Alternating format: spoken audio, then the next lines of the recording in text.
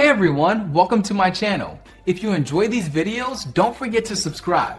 I share content that's easy to follow and worth your time. Let's get started. Today, we're going to show you exactly how to delete a contact in Outlook. This quick process helps you easily clean up your address book and keep it current. To begin, open the Outlook application on your computer.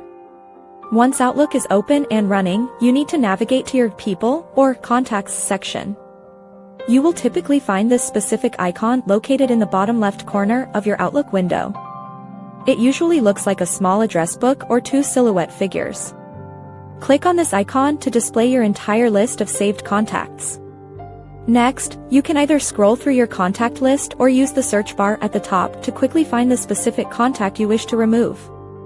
Once you have located the contact, click on their name just once to select them. Be careful not to double-click, as that would open their full contact card.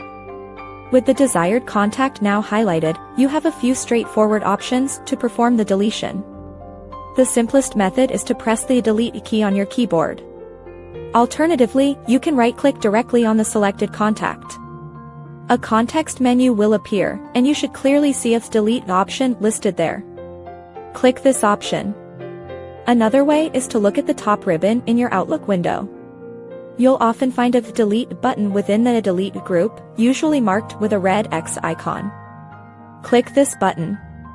Outlook might then ask you to confirm if you truly want to delete the contact. If a confirmation prompt appears, click Yes or OK to finalize the removal.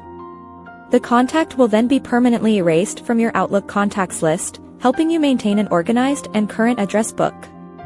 It's really that simple to manage your contacts. Thanks for watching. Please like and subscribe.